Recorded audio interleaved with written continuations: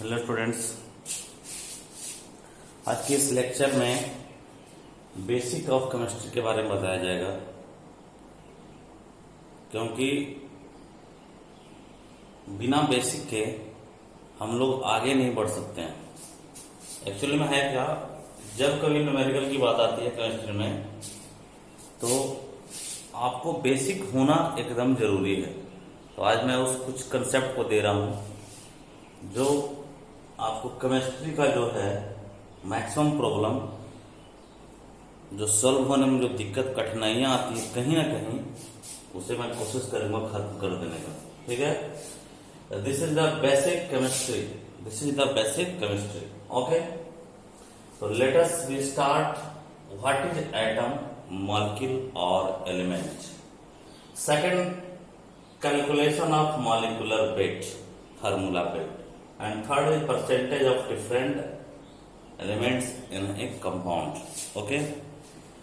तो कैसे हम इसको कैलकुलेट करेंगे मैं बता रहा हूं धीरे धीरे सबके बारे में। सबसे पहले मैं स्टार्ट करता हूं एटम के बारे में। Okay, first is atom. First is atom. As we know that atom is the smallest particle of any substance, but nowadays inside the atom electron, proton and neutron are present in latest theory। But हम लोग को chemical reaction के बारे में बात करनी है तो हम लोग एटम को मानेंगे क्या, सबसे स्मॉलेस्ट पार्टिकल। ओके, अब atom is the smallest particle of any substance, means इससे छोटा कोई चीज नहीं लिखेंगे। इलेक्ट्रॉन, प्रोटॉन, न्यूट्रॉन इसके अंदर होता है, उसके बारे में बातें बाद में होगी। पहले जो डाल्टन ने बताया था उसके बारे में बताता हूं। जैसे this is the atom, this is the hydrogen atom, this is oxygen atom, this is nitrogen atom, this is fluorine atom. Atom के बारे में हम लोगों ने समझ लिया कि अगर सिंगल सिंगल रहेगा तो उसे क्या बोलेंगे, atom. Okay, this is the neon atom, inert gas है। ओके, सेकंड थिंग का हमारे पास क्या आना चाहिए, मॉलिक्यूल। एटम जो है वो स्टेबल फॉर्म नहीं है। एटम क्या है, स्टेबल फॉर्म नहीं है। मीन्स इस रूप में तो एटम रहेगा ही नहीं एक्सेप्ट नियॉन। एक्सेप्ट क्या, नियॉन। नियॉन इनर्ट गैस है तो ये इसी फॉर्म में रहता है। बाकी इनर्ट गैस को छोड़ करके जो भी एटम है वो इस फॉर्म में नहीं पाए जाते हैं, क्योंकि यह स्टेबल फॉर्म नहीं है। कोई भी स्टेबिलिटी गेन करने के लिए कोई भी केमिकल रिएक्शन होता है, और जब आप लोग इतना जब जानते हैं थोड़ा बहुत, तो सबसे पहले जानना जरूरी है कि एटम इस फॉर्म में होते हैं, बट इस एटमॉस्फेयर में हमारे आसपास में एटम इस रूप में नहीं पाए जाते हैं, क्योंकि ये इनका स्टेबल फॉर्म नहीं है। Okay, second thing is molecule.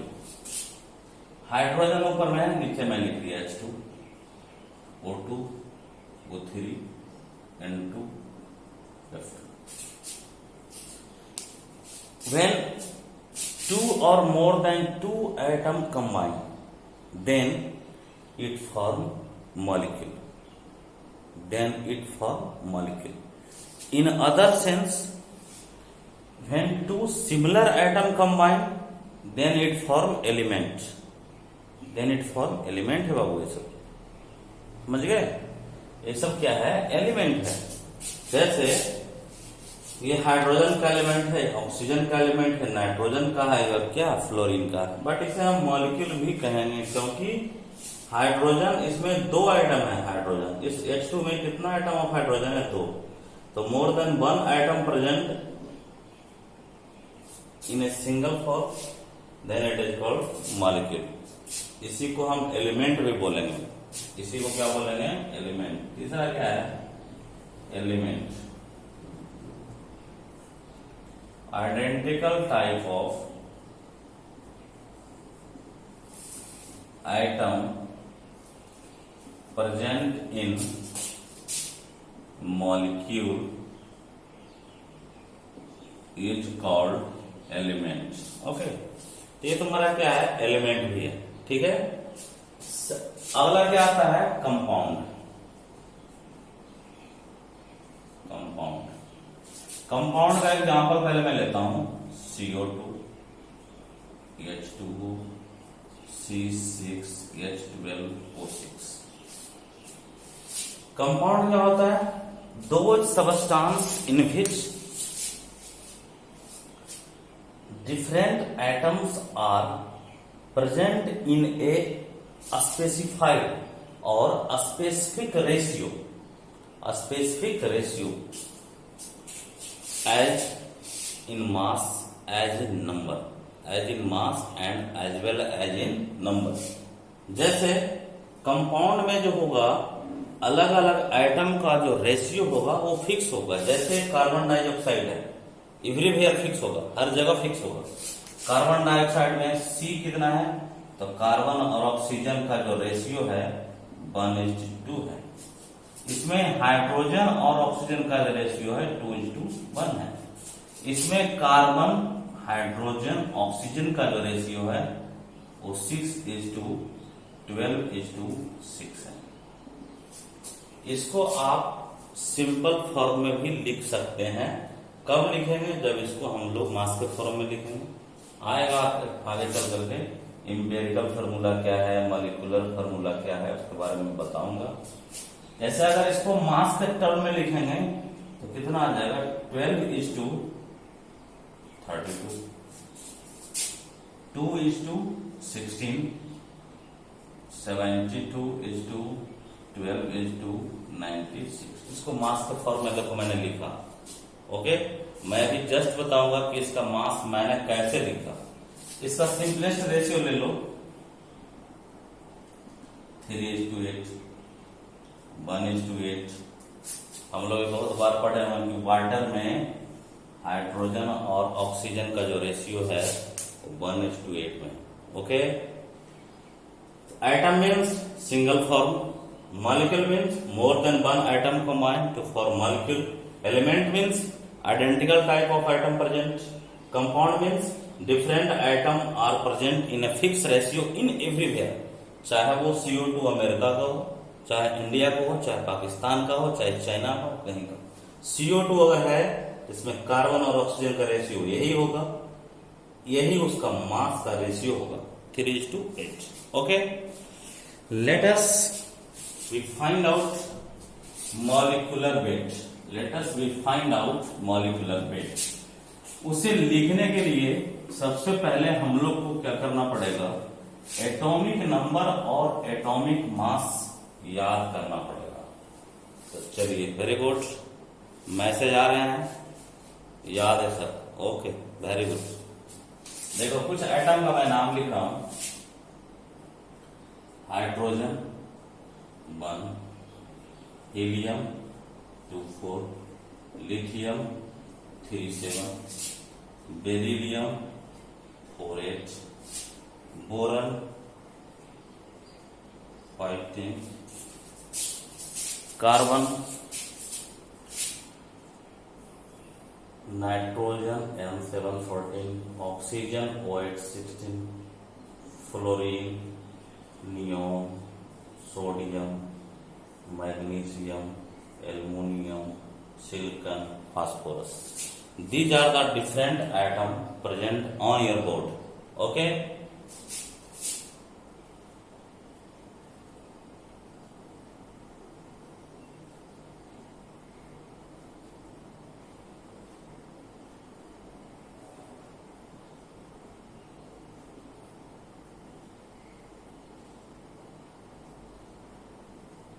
देखो, जब एटम को जब हम रिप्रेजेंट करते हैं, किसी भी एटम को, सपोज मैंने एक्स नाम का एटम रिप्रेजेंट किया आपके बोर्ड पे। ओके, कौन सा एटम है, तो एक्स नाम का एटम है। एटम को जब रिप्रेजेंट करोगे तो किस तरीके से करना है, नीचे जो लिखोगे वो है एटॉमिक नंबर। क्या लिखेंगे, एटॉमिक नंबर, एटॉमिक नंबर। ऊपर क्या लिखेंगे, एटॉमिक मास। एक्स नाम का जो एटम है जिसका एटॉमिक नंबर अगर मुझे लिखना होगा तो बेस में लिखेंगे, ठीक है, और एटॉमिक मास लिखना होगा तो इसके ऊपर लिखेंगे। क्लियर? ओके। जैसे मैंने सपोज कार्बन लिखा है, सी मीन्स क्या होता है, कार्बन। तो कार्बन का एटॉमिक नंबर होता है 6, तो मैं इसको बेस में लिखूंगा 6, टॉप पे क्या लिखूंगा 12। मीन्स हम लोग ये बोल सकते हैं कि कार्बन का एटॉमिक नंबर है 6 एंड कार्बन का मास नंबर कितना है 12। कार्बन का मास नंबर कितना है 12, एटॉमिक नंबर 6, मास नंबर 12। अब इतना लंबा चौड़ा एटॉमिक नंबर लिखना उचित तो नहीं ना है, इतना बार बार कितना लिखोगे ऐसे। तो एटॉमिक नंबर को जो हम लोग साइंटिस्टों ने जो रिप्रेजेंट किया वो जेड से किया, और एटॉमिक मास को रिप्रेजेंट जो किया वो ए से किया। किससे किया? ए से। तो हम इसको ऐसे भी लिख सकते हैं एक्स जेड ए। ओके, इस सिंबल को याद कर लीजिए, आसान से बनेगा कोई भी क्वेश्चन। तो एक्स नाम का जो एटम है उसका एटॉमिक नंबर कितना है जेड, एटॉमिक मास कितना है ए रिप्रेजेंट करने का बाबू तरीका है। हम लोग ये जानते हैं, we know that inside the atom electron, proton and neutrons are present. Okay, among them proton and neutron are present inside the nucleus। inside the nucleus कहां पे होता है? तो न्यूक्लियस के अंदर होता है। And electron revolves around the nucleus in different orbits and they are present in different orbital। they are present in different orbital। जैसे सपोज ये एटम है और ये एटम का न्यूक्लियस। अब देखो ये जो प्लस साइन से जो मैं बनाया हूं ये वाला, ये क्या है न्यूक्लियस, और ये क्या है ऑर्बिट। ये तुम्हारा ये ऑर्बिट है, इसी का दूसरा नाम क्या है सेल है, या इसी का तीसरा नाम क्या है एनर्जी लेवल। एनर्जी लेवल ये आपका क्या है न्यूक्लियस, ये न्यूक्लियस है। This is the nucleus and this is the orbit.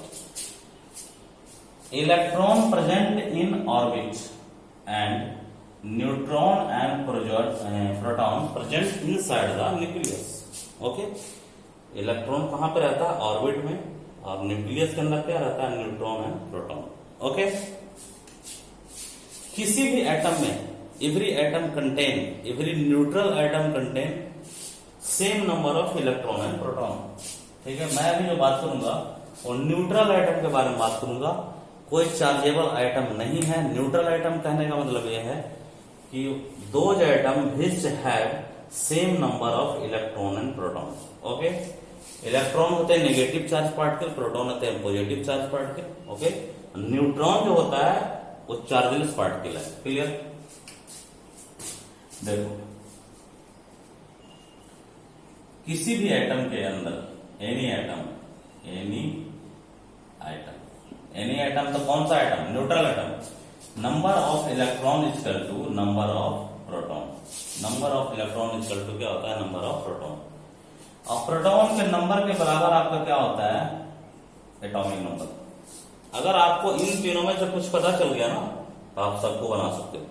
अगर एटॉमिक नंबर पता है तो प्रोटॉन का भी नंबर पता हो जाएगा और इलेक्ट्रॉन का भी। इसके लिए न्यूट्रल एटम के लिए मैं बताऊंगा कि चार्जेबल एटम के लिए हम लोग कैसे करते हैं वहां। ओके, तो न्यूट्रल एटम है प्रोटॉन, एटॉमिक नंबर और electron both all are similar. Okay, एक होता है दूसरा मास नंबर। दूसरा क्या होता है mass number. Mass number equal to क्या होता है Z plus N. Z plus क्या होता है एन, वेयर एन इज ये तुम्हारा क्या है न्यूट्रॉन। किसी भी एटम का जो मास होता है वो उसके एटॉमिक नंबर और न्यूट्रॉन के नंबर पे डिपेंड करता है। ठीक है, मास नंबर इक्वल टू क्या होता है atomic number plus number of neutron. Electron का जो वेट होता है लगभग नहीं के बराबर होता है, इसलिए हम लोग उसको निग्लिजिबल मान लेते हैं, कैलकुलेशन में उसको ध्यान नहीं देते हैं। लेकिन आईआईटी जब आपसे आगे चलकर क्वेश्चन पूछेगा तो उसमें आपको मेंशन करना पड़ेगा। तो आगे चल करके कुछ क्लास जब चलेंगे ना तो उसमें बताऊंगा ये क्या होता है, अभी तो बेसिक चल रहे हैं। ओके ठीक है। सपोज अब देखो मैंने एक एग्जांपल लिया, देखिए सपोज कार्बन नाम का एटम है, इसका एटॉमिक नंबर 6, एटॉमिक मास कितना है 12। क्वेश्चन अगर आ गए, सपोज मैंने पूछा इसके पास कितना इलेक्ट्रॉन है, कितना प्रोटॉन है, कितना एटॉमिक नंबर है और कितना न्यूट्रॉन। वेरी गुड, बहुत अच्छी बात है, आंसर रिप्लाई भी हो रहे हैं। ठीक है, एटॉमिक नंबर कितना है 6।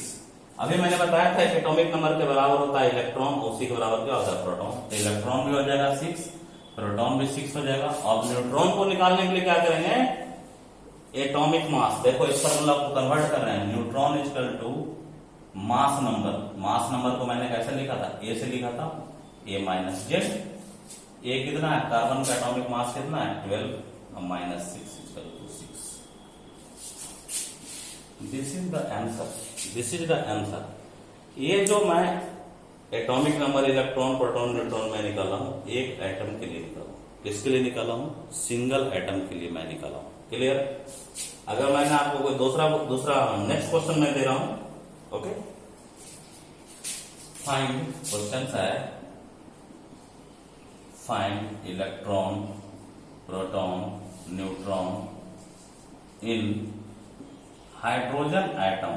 हाइड्रोजन एटम आपके बोर्ड पे देखो लिखे पड़े हैं पहले से, this is the hydrogen atom. Okay, सबसे पहले माइंड में आना चाहिए कि चलो जी वो हाइड्रोजन दिए सर, चलो इस पर अटैक करते हैं। This is the hydrogen atom. ये अगर आपको सिंबल के साथ एटॉमिक नंबर और एटॉमिक मास याद है तो आप क्वेश्चंस पे तुरंत अटैक कर सकते हो। अटैकिंग तो ऐसा होना चाहिए ना कि जैसे शेर और बकरे वाली कहानी सुने हो ना, वैसा ही अटैक करो। एटॉमिक नंबर कितना है जी 1, प्रोटॉन कितना है 1, इलेक्ट्रॉन कितना है 1, न्यूट्रॉन कितना है, नहीं 1 नहीं होगा। न्यूट्रॉन इक्वल टू निकालेंगे, neutron equal to A minus Z, कितना आ जाएगा 1 minus 1 equal to 0। Neutron equal to क्या हो जाएगा 0। Hydrogen is the only atom which have no any neutron, which has no any neutron, इसके पास न्यूट्रॉन नहीं होता है। क्लियर। इस हाइड्रोजन के पास, इस हाइड्रोजन के पास, और भी बहुत सारे हाइड्रोजन हैं उनके पास होते हैं, बट इस हाइड्रोजन के पास न्यूट्रॉन नहीं होता है। क्लियर। चलिए अब तो ये एटम के बारे में बात हुई। एक next question is molecule. Next question तुम्हारा क्या है, मॉलिक्यूल। जैसे क्वेश्चन से है कि व्हाट इज द